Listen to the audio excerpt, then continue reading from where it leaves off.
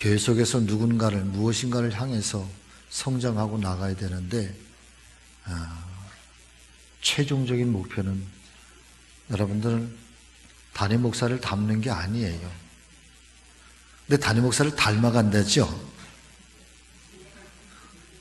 별로 안 닮고 싶은가 봐. 네. 교회는 닮아가게 돼 있어요. 근데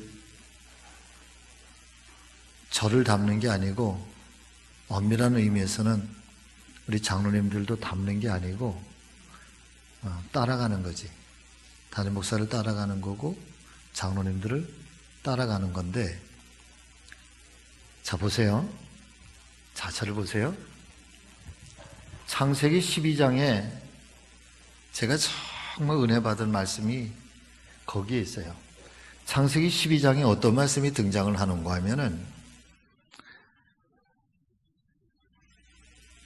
아브라함이, 하나님께서 아브라함을 부르셔서 아브라함아, 이제 갈대아 우르 내 아비와 친척과 너의 형제의 집을 떠나서 내가 너에게 지시할 땅으로 가라. 지시할 땅으로 가라. 그렇죠? 갈대아 우르라고 하는 지역은 굉장히 비옥한 그런 옥토의 땅입니다.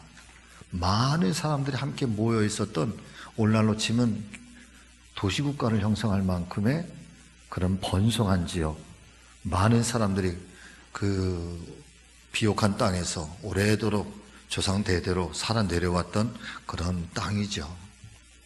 그러니까 아브라함의 가문도 이 갈대 우르라고 하는 지역에서 아마 오랫동안 살아왔을 겁니다. 근데 이때 이미 아브라함의 나이가 75세가 됐는데 하나님께서 어느 날 느닷없이 아브라함 보고, 아브라함아, 이제 내 고향 아비와 친척 이 갈대 우르를 떠나. 그리고 내가 너에게 지시할 땅으로 가라. 내가 너에게 지시할 땅으로 가라. 그러시면서 아브라함에게 몇 가지의 조건을 내세우지요. 내가 이 길을 가면 첫째는 내가 내 이름을 창대하게 높여주리라. 내 이름이 창대해지게 하리라.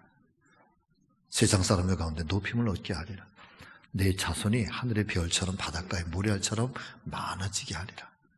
그리고 너를 복의 근원으로 삼으리라. 그래서 너를 저주하는 자에게는 내가 저주하고, 너를 축복하는 자에게는 내가 축복할 거야. 그러면서 아브라함에게 이 세 가지의 약속을 하나님이 해주세요. 그래도 저는 참 쉽지 않을 거라고 생각해요. 75세의 나이에 갈대 우르라고 하는 지역은 조상 대대로 살아왔던 땅, 어머니 아버지가 계신 땅, 형제가 있고 친척이 있고 처갓집이 있고 동무가 있고, 어떻게 보면 내가 살아왔던 내 삶의 모든 흔적들, 내 삶의 모든 그 일들이 이 갈대 우르에 고스란히 다 남아있잖아요. 근데 어느 날 그걸 다 버리고 전혀 낯선 가나안 땅, 한 번도 가보지도 않았어. 어떤 민족이 살고 있는지도 몰라. 거기 문화가 어떤지도 몰라. 풍토가 어떤지도 몰라. 먹을 것이 있는지 없는지 그것도 몰라. 아무것도, 이 가나안 땅에 대한 정보가 아무것도 없는 거죠. 그런데 창세기 12장 4절 말씀을 보면은 아브라함이, 성경이 뭐라고 표현하는가 하면요, 아브라함이 여호와의 말씀을 따라갔고 그랬어요. 할렐루야.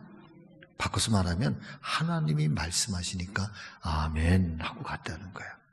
토를 안 달았다는 거예요. 묻지도 않아, 가나안이 어떤 곳인지. 그냥 하나님이 가라 하시니까 아멘 하고 여호와의 말씀을 따라갔다. 근데 그 다음 말씀이 더 중요해. 자, 창세기 12장 말씀을 여러분 가요 지금 12장, 창세기 12장 말씀으로 가겠습니다. 성경을 피셔요. 여기서 준비가 안 됐을 거야. 창세기 12장.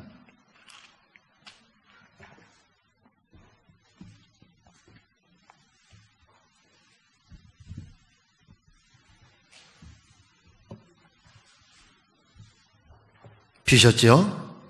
자, 2절부터 같이 읽습니다. 2절부터 시작.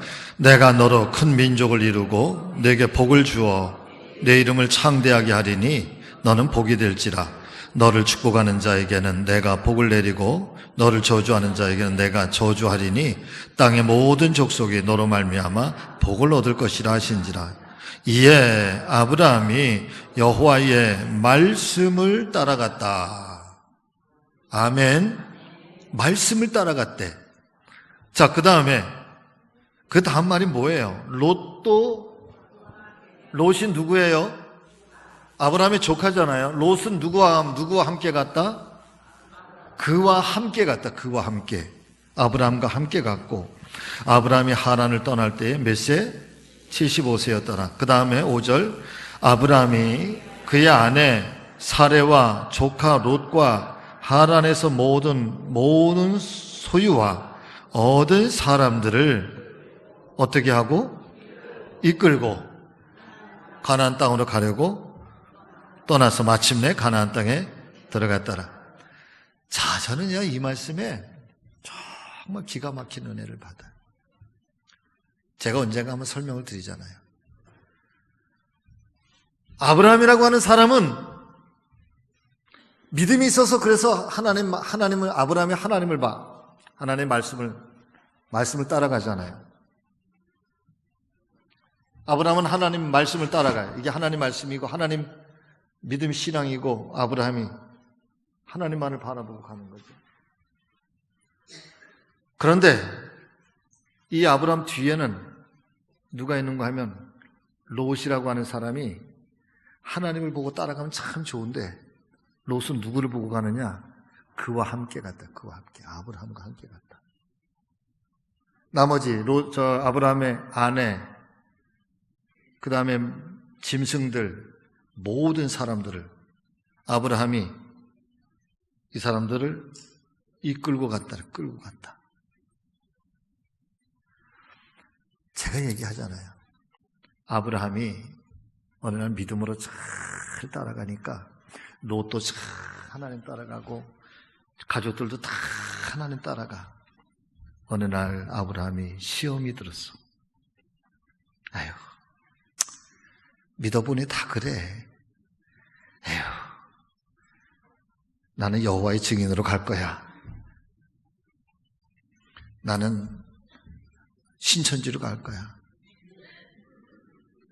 아니, 실제적으로 그런 교회가 있어요. 춘천에서 여러분 부흥회를 하는데 누가 왔는지 하면 부흥회 강사가 신천지 강사가 왔는데 부흥회 때 헷가닥 다 변했어. 놀라운 변화가 일어났어. 그래가지고 다 신천지로 신천지가 아니라 그 휴거 이단으로 다 갔어요. 교회 전체가. 시험이 들었어. 여러분, 그러면 아브라함 혼자만 그런 게 아니에요. 시험 드는 게 아니에요. 아유, 난 그만 지쳐서 그만 멈출래. 난 너무 힘들어. 그냥 여기서 쉬고 싶어. 나는 안 갈래. 그러면 아브라함 혼자만 안 가는 게 아니에요. 롯도 아내도 따르는 모든 사람들이 삼천포로 가면 삼천포로 쭉 따라가. 부평으로 가면 다 부평으로 가. 원종 2동으로 가면 다 원종 2동으로. 원종 1동 성지로 66번 성지 교회로 와야 되는데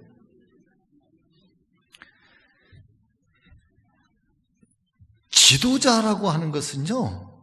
지도자라고 하는 것은 닮아가는 게 아니라 따라가는 거예요. 그러니까 지도자는 자기 혼자만 가는 게 아니에요. 뒤에 수없이 많은 사람들이 나를 보고 따라오기 때문에 지도자는 지쳐도 안 돼. 지도자는 쓰러져도 안 돼. 지도자는 힘들다고 포기해도 안 돼. 지도자는 그래도 가야 돼. 일어나야 돼. 그게 지도자야. 그게 길이야. 목회자가 그런 거고, 우리 장로님들이 그러신 거고, 회장님들이 그런 거고, 영적인 리더들이 다 그런 거예요. 쓰러질 권리도 없어. 할렐루야. 자, 그러면 지도자는 그렇게 길을 가는 거고요. 새로운 피조물은 그리스도 안에서 사랑하는 여러분, 누구를 닮아가야 되느냐? 여러분, 아무리 지도자가 훌륭하고 지도자가 아무리 훌륭한 그런 길을 잘 간다고 해도 사람은 우리가 서로 이해해주고 기도해주고 그래야 할 대상이지. 여러분, 사람은요 닮아가야 될 대상은 아니에요. 한 분밖에 없어요. 우리의 신앙의 목표는 예수 그리스도 한 분밖에 없어요. 아멘. 자, 보실래요? 거룩의 목표는 예수 그리스도입니다. 하나님의 사람에게 있어서 이 거룩함이라고 하는 것은 다른 사람에게 영향력을 끼치는 능력입니다.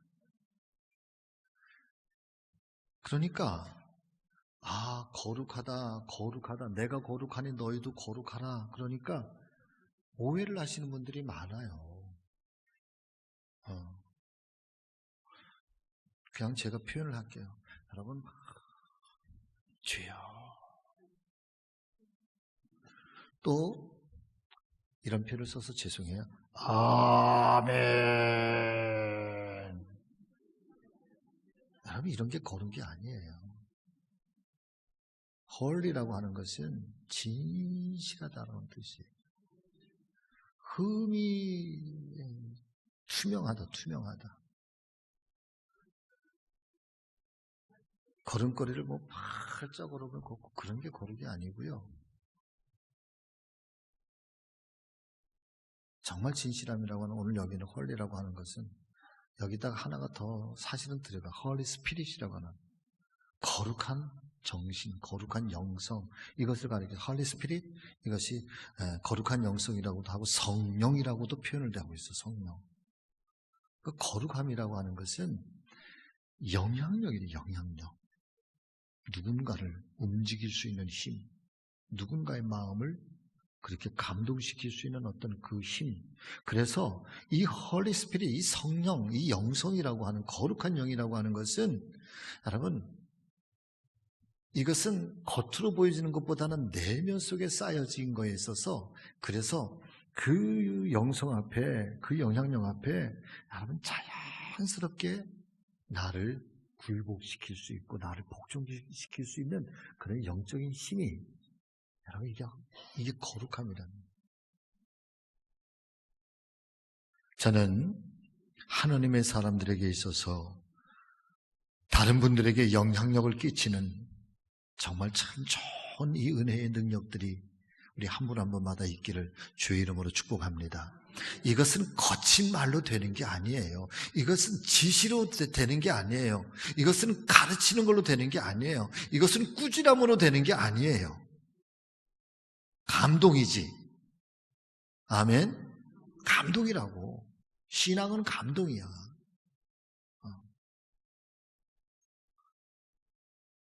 자, 거룩한 하나님의 사람의 영향력은 시간과 공간을 초월합니다. 이 거룩한 삶의 영향력을 파괴하는 것이 죄입니다. 바로 거룩의 능력인 것처럼, 사랑하는 여러분, 죄도 거기다가 동그라미 쳐놓으세요. 죄도 악한 능력입니다. 악한. 죄도 능력이에요. 악한 영향력입니다. 죄는 모든 것을 다 깨뜨립니다. 죄는 저주와 심판과 분리를 가져옵니다.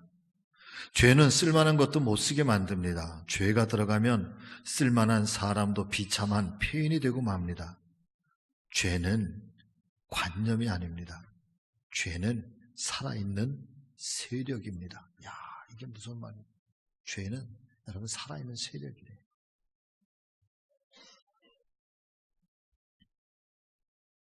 죄는 가정, 공동체, 그리고 국가마저도 파괴합니다.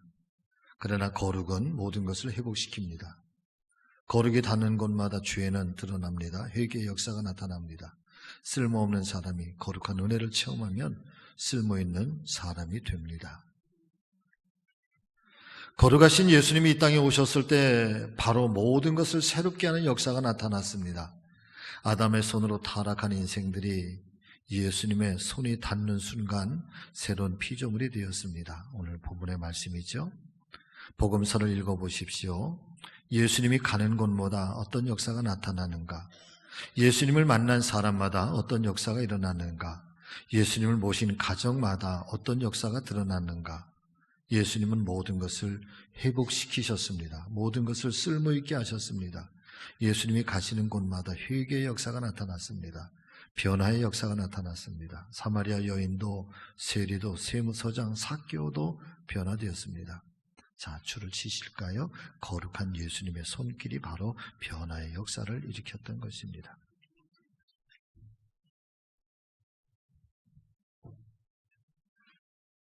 자, 잠깐만 저 좀 봐주세요. 거룩이라고 하는 것은 외형적인 것, 겉모습이 아니라 내면적인 거라고 말씀을 드렸잖아요. 영성이 홀리 스피릿, 내 안에 깊은 영성. 우리는 이것을 가리켜서 예수의 인격이라고 얘기를 하기도 하고 예수님의 성품이라고들 얘기를 해요. 그러니까 영성이라고 하는 것은 곧 예수 그리스도의 성품이에요. 예수 그리스도의 인격이에요. 그게 예수 그리스도를 그냥 하나에서부터 철저하게 닮는 거예요. 닮아가는 거죠. 자연스럽게 닮아가는 거예요. 그래서 그 예수 그리스도를 닮아가니까 그분의 또 다른 삼위의 또 다른 인격이신 성령의 모습이 우리 안에 있게 되고, 이 성령의 모습이 우리 안에 있게, 이 성령이 살아있으면 여러분 능력이 나타나잖아요. 성령이 살아있으면 능력이 나타나요. 이게 영향력으로 나타난 사람들, 세상을 변화시키는 영향력, 교회를 변화시키는 영향력, 가정을 변화시키는 영향력. 그래서 하나님의 사람이 가는 곳마다 변화가 일어나는 거야. 거기가 새로운 역사가 일어나는 거야.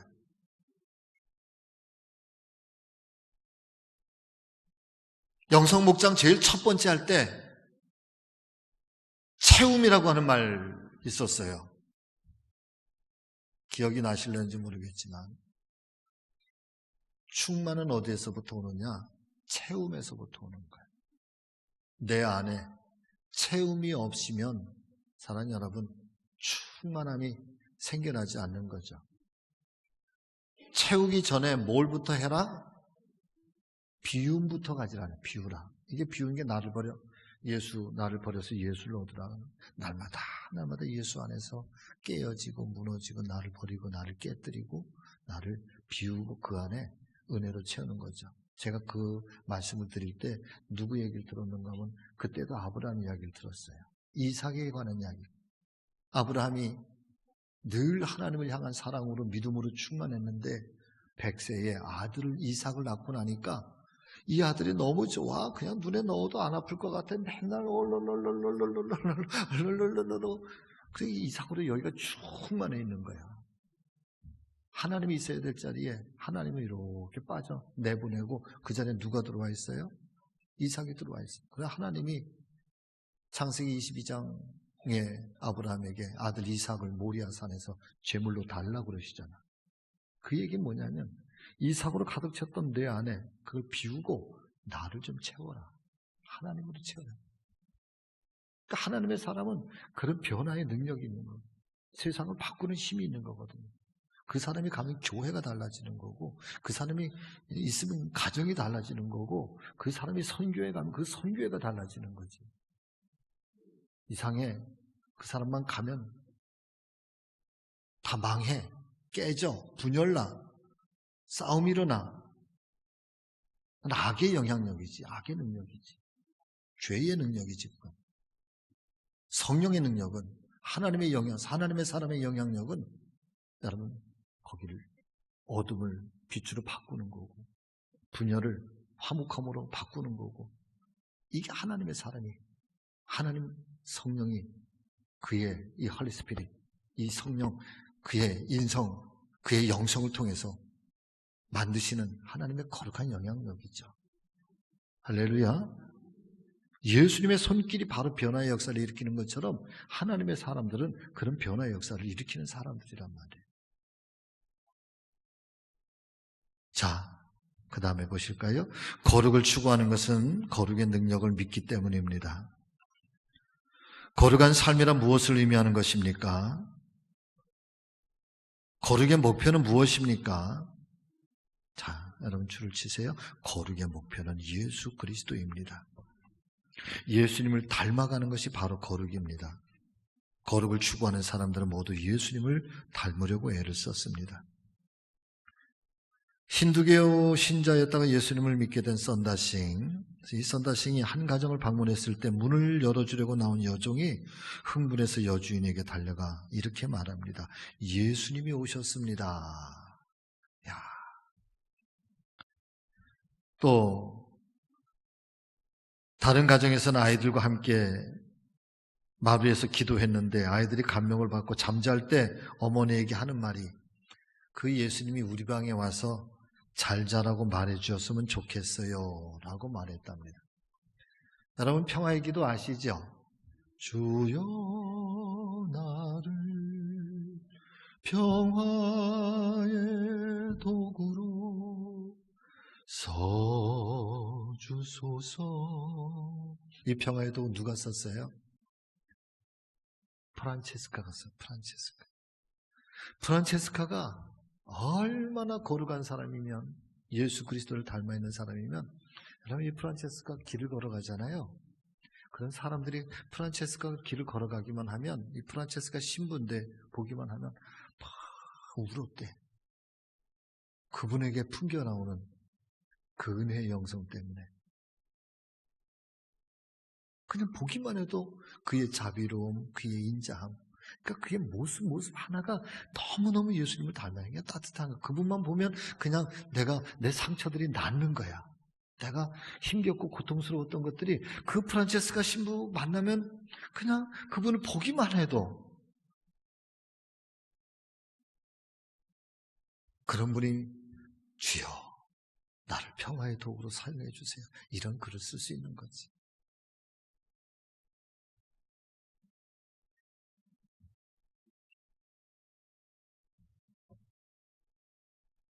선다싱의 전기를 쓴 작가는 이에 대해서 이는 그를 만난 모든 사람들의 그에 대한 표현일 뿐입니다. 그리스도를 닮은 그의 모습은 온유함과 영육간에 나타난 그의 권위와 훌륭한 조화를 이루었다라고 말하고 있습니다. 자, 영적인 권위는 사랑하는 여러분 같이 하십니다. 영적인 권위는 세상적인 힘으로부터 오는 것이 아닙니다. 영적인 권위는 온유함에서 오는 겁니다. 아멘. 온유함에서 오는 거예요. 부드러움에서 오는 거예요. 이제 언젠가 보면은 이 영성 목장할 때 사자와 어린 양에 대해서 말씀을 드릴 거예요. 여러분 예수님은 사자 같은 분이에요.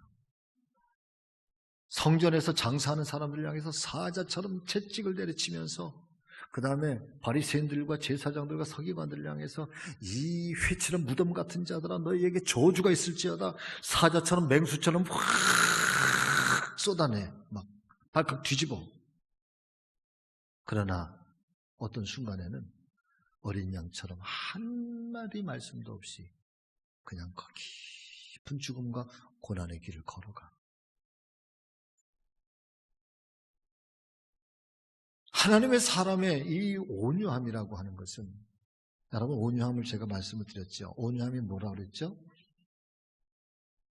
아주 거친 날짐승이 아주 재련되지 않은 날짐승들, 거친 짐승들이 잘 훈련돼서 잘 이렇게 다스려지는 것. 뭐 야생의 말들이 막 제멋대로 막 그냥 하고 싶은 대로 막 하다가 어느 날 제대로 주인을 만나서 거기에 잘 훈련이 돼서 거기에 아주 깊이 그렇게 순종하고 그렇게 따라가는 것. 이게 온유라 그랬잖아요.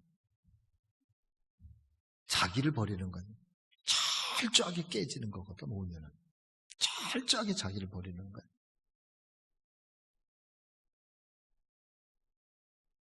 이 온유함, 부드러움과 따뜻함과 순종함과 자기를 깨뜨리는, 자기를 버리는, 자기를 부인하는, 그리고 나서 나의 주인 되는 그분의 소리 앞에, 그분의 음성 앞에, 내 인생의 주인 되고 내 삶의 주인 되신 예수 그리스도의 음성 앞에 사랑하는 여러분 철저하게 기울이고, 그래서 삶의 아름다운 조화를 이루는 것. 이게 훌륭한 영성의 사람, 이게 훌륭한 그리스도인이 여러분 우리가 추구하는 신앙의 길이에요.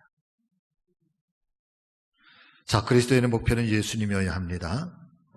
교회에서 직분을 맡고 일하는 것은 중요한 일입니다. 그러나 하나님 앞에 섰을 때, 자, 제가 이 말씀을 딱 대하는데요. 저번에 우리 곽 장로님께서 하신 말씀이 딱 떠올랐어요. 이제 인생에 80 어느 날 딱 돌아보시니까 이제는 하나님 앞에 서야 될 때, 천국 가서 하나님 앞에 서야 될 때가 그것보다 더 중요한 게 없다고 저번에 말씀하시더라고요. 여러분 진짜 그런 것 같아요.